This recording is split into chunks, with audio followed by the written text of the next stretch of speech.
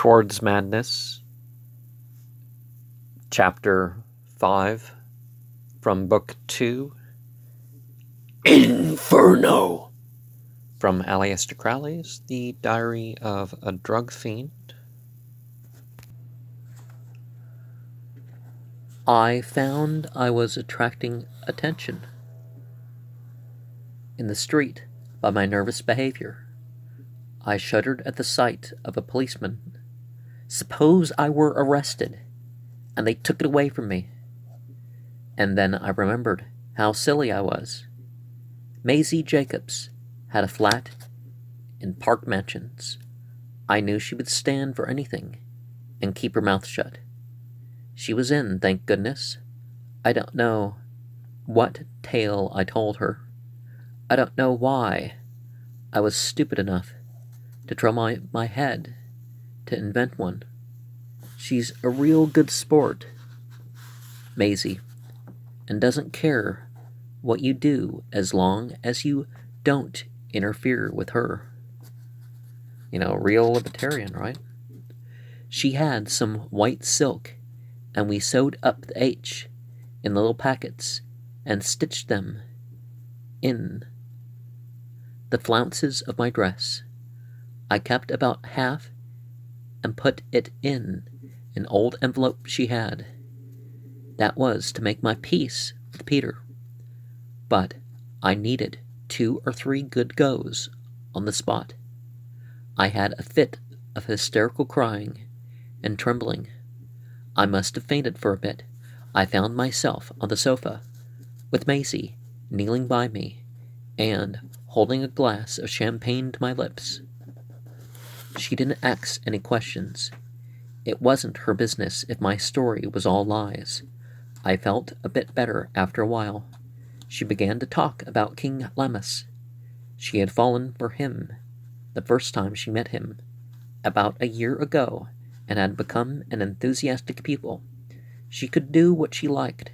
She was free, plenty of money of her own, no one to interfere. In a way, I hated her for her independence. It was really envy of her freedom. I felt that Basil was the only man that mattered, and I had missed my chance with him. Through not being worthy, I had ended by losing him altogether, and the irony of it was terrible, for I had lost him through loyalty to Peter, at the very moment when I thoroughly loathed and despised him. Yet I knew that Basil would admire and love me for that very loyalty itself. It was the first thing that I had ever had to show him. My only asset had made me bankrupt forever. Maisie had been talking quietly while I was thinking these things. I slid out my concentration to hear her voice once more. She was in the middle of an explanation for her relations with Basil.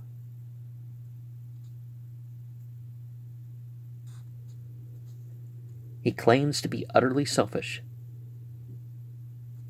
vibrated her tense tones, because he includes every individual in his idea of himself. He can't feel free as long as there are slaves about. Of course, there are some people whose nature it is to be slaves. They must be left to serve.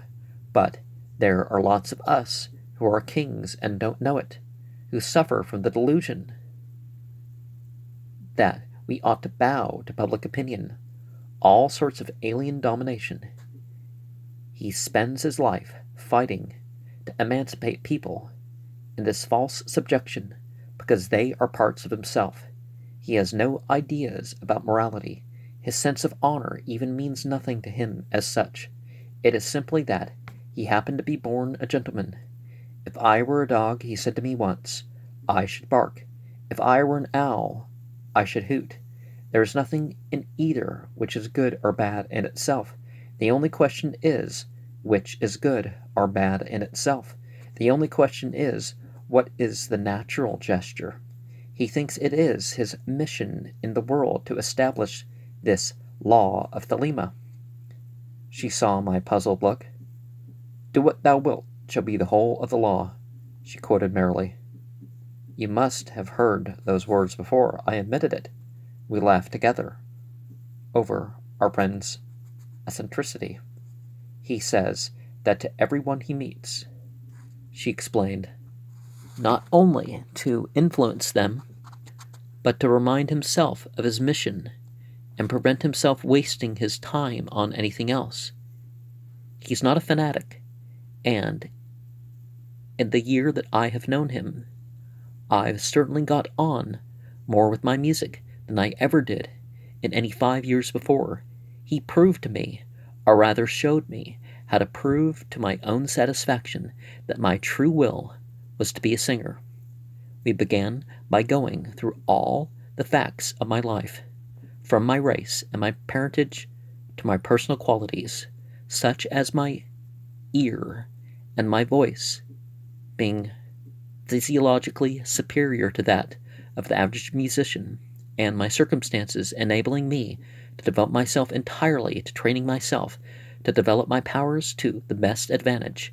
Even things like my guardian being a great composer, he won't admit that was an accident. Of course, when we're talking about fiction, more than one character tends to have something from the author, right?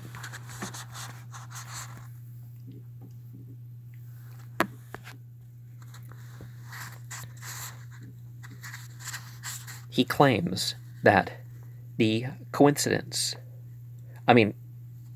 more than one character can be said to represent how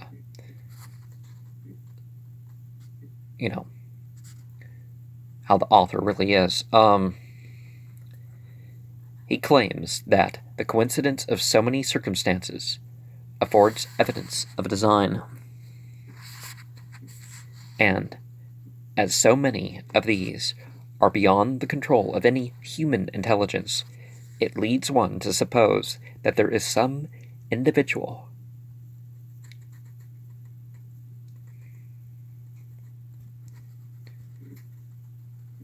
at work somewhere beyond our limitations of sense who has made me a singer instead of a milliner. Oh yes, Maisie, I interrupted.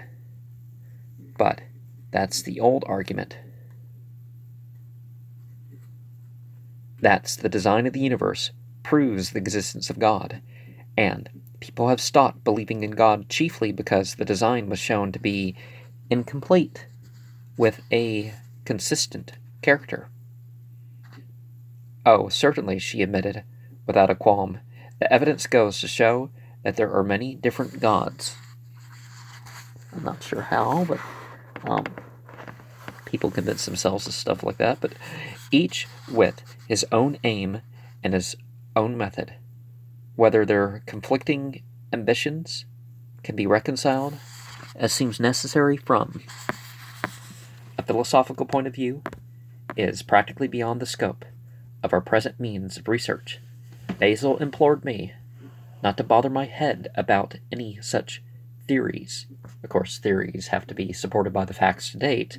If you're just making up possibilities, that's not the same thing. He simply laughed in my face and called me his favorite nightingale. Thou wast not born for death, immortal bird, he chuckled, but neither wast thou born to take a course of Neoplatonism. His whole point is that one mustn't leave the rails. If I had convinced myself that I was a singer, would I kindly refrain from meddling with other affairs? I know, I put in, as the captain said when the first officer interrupted him, what I want from you, Mr. Mate, is silence, and precious little of that. Again we found ourselves laughing together. It was really very extraordinary the way in which talking to Basil or his pupils exhilarated the mind. I began to see why he was so distrusted and disliked. People always pretend they want to be lifted out of themselves, but in reality they're terribly afraid of anything happening to them. And Basil always strikes at the root of one's spiritual oak. He wants one to be oneself, and the price of one that is to abandon the false ideas that one has of oneself. Kind of like a Queen of Swords thing, right? People, like the sham teachers that soothe them with narcotic platitudes, they dread having to face reality in any form. That is the real reason for persecuting prophets. Of course, I was full of H, but Maisie had made me forget all about it for a moment. "Who's that thin girl that's always there?" I asked her. It was an automatic spurt of jealousy. "Oh, Lala," said Maisie. "She's rather a dear. She's a queer girl. One of the queerest ever. Swiss or something, I fancy. He's trained her for the last 3 years. I met her, I don't know how, and asked her to pose for him. She told me once how startled she was at the reason he gave. 'Did he write that psalm?' he asked her. 'I can tell. All my bones. They look and stare upon me.'" That girl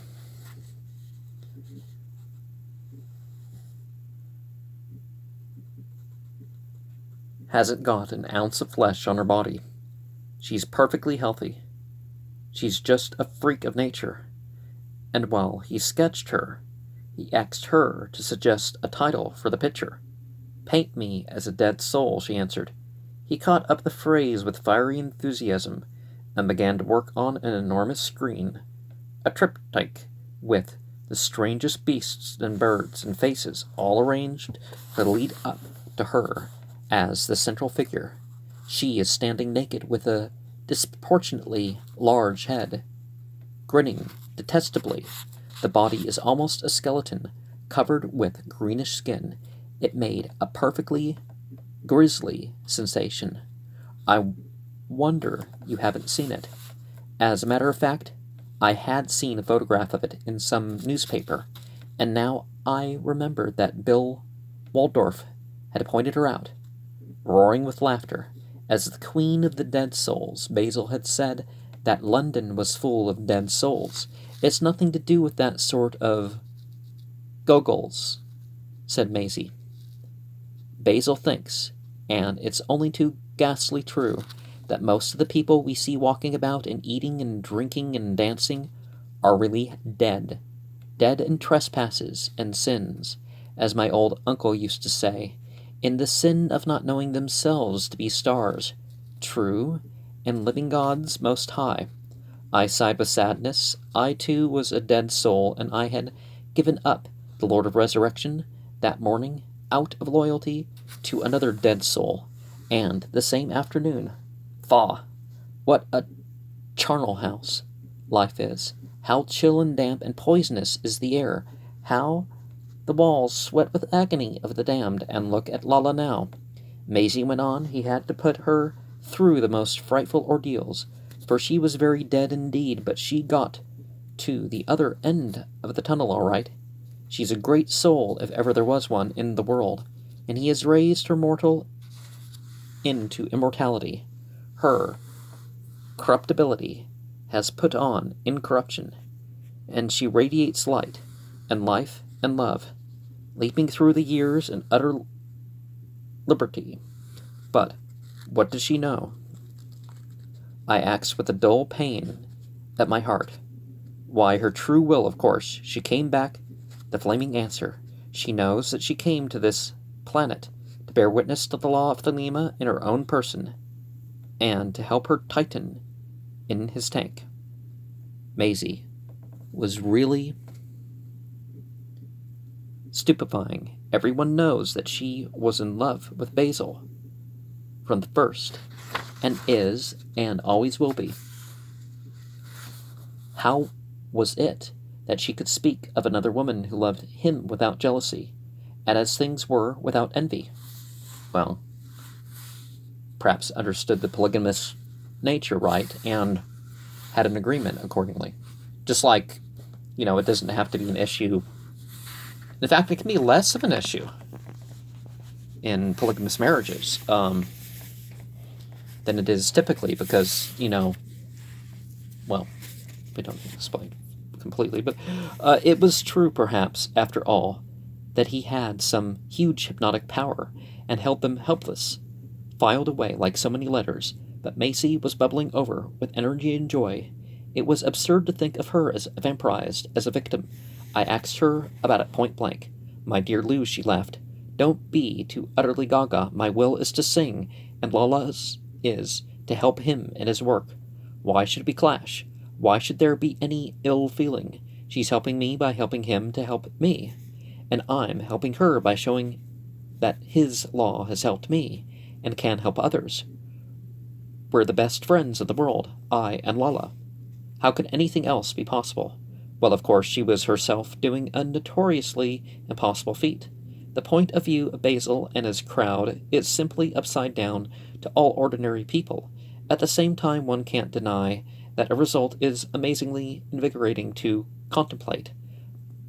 I could quite understand his idea of developing mankind into what is practically a new species with new faculties, and the old fears, superstitions, and follies discarded forever. I couldn't stand it another second. Maisie had given him and herself up, and yet she possessed both herself and him. I'd clung to him and to myself, and I had lost both, lost forever. I got up to go home, and before I reached the street, I realized with desolate disgust and despair the degree of my degradation and of my damnation, and I hugged desperately my hideous perverse pride in my own frightful fate, and rejoiced as the horrible hunger for heroin made itself known once more, gnawing at my entrails.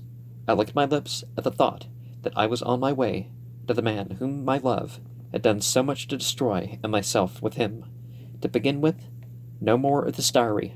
Why should I put myself out for King Lemmus? I guess we'll give this a second program, and hopefully I'm in better shape.